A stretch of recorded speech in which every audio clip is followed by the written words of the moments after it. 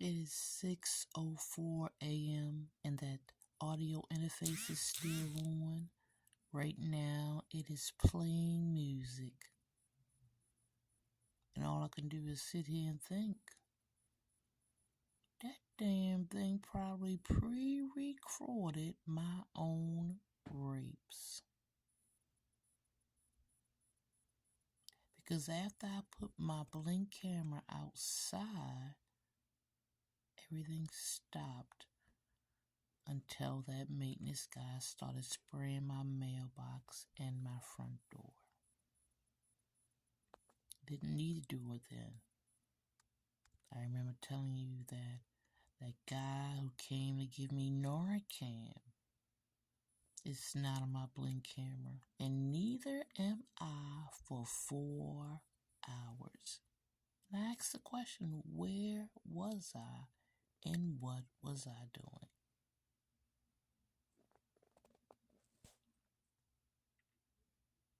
It does sound crazy, but that's the beauty of it when you break it down. Think about what an audio interface can do. While you're sleeping and safe in your own home, minding your business, but somebody wants what you got and they want you out of the way. And all night long, all you hear it say is, do this, do that, go here, stop that. Let this happen, but don't see it. Let this happen, but don't see it. If they flash a light, then follow them. If they flash a light, then go where they go. If you see more than 4, then follow them. It can be any message. And I'm so glad I documented everything, at least in my eyes. I have over 12,000 videos. And like I said, I have hundreds of them talking about the same thing over and over again. I was trying to make the point of being crazy, but I was also trying to make the point that they are thoughts. They are things that actually happened, and I am remembering, not hallucinations, not a figment of my imagination. Just imagine what that audio interface can do if it's on 25 hours, 8, 9, 10 hours a week. 366 days. It can program you. It can tell you not to see something. It can tell you to want something. It can give you instructions for certain people, how they smell, how they look, what they wear, what they say, what they show you, what they do. They can pre-program you to all of that. Like Antoine said, for the rest of your life. He picked the right one. He's been driving me crazy for 20 years. But I'm not that kind of crazy. I'm sitting here looking crazy on here because my head cold. I'm bald-headed, people. And all I can do is think.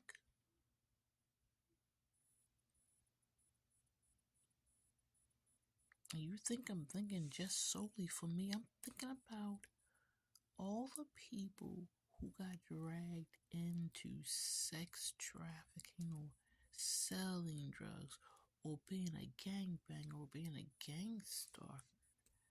How did you get involved? By chance or choice or force? didn't do either.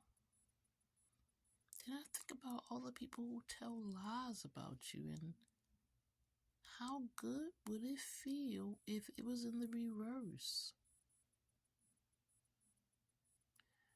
And all these words started popping up: narcissism, situationship, and all this bullshit, body camp and not count. And I said to myself, I could get the fuck off of here. Because I never minded anybody else's business, ever. And at this point, it's all the fuck I'm doing. And it, believe me, it is exhausting. I told myself if I survive that night, I will come back and tell the world what you did to me. And I feel that I've done all I can. But there is always a little bit more. I'm sitting here thinking of the magic of that audio interface. It can make somebody think ghosts exist, UFOs, and all that conspiracy stuff that I don't fucking believe in. But I talk about it on here because, it was a genre.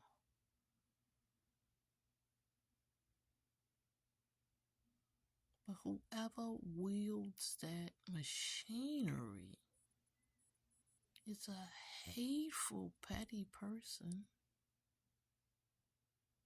They are essentially serial killers and serial rapists. They don't have to be out in the open. And unfortunately, they might never be caught. Why? Because they bang all over the innocents, the vulnerable, the people they consider black sheeps, and the people that no one's going to believe anyway. But nigga, I pass on. I don't give a fuck. If you believe me, the story will be told. And my little voice is going to yell it from every mountaintop. You picked the wrong one. I'll say it again. I don't mind being called crazy. I've been weird all my life. But when you put a lie out there that I attempted suicide,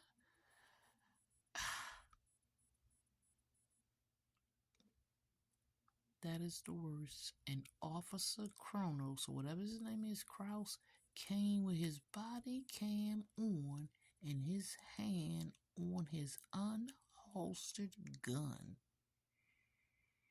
I knew it.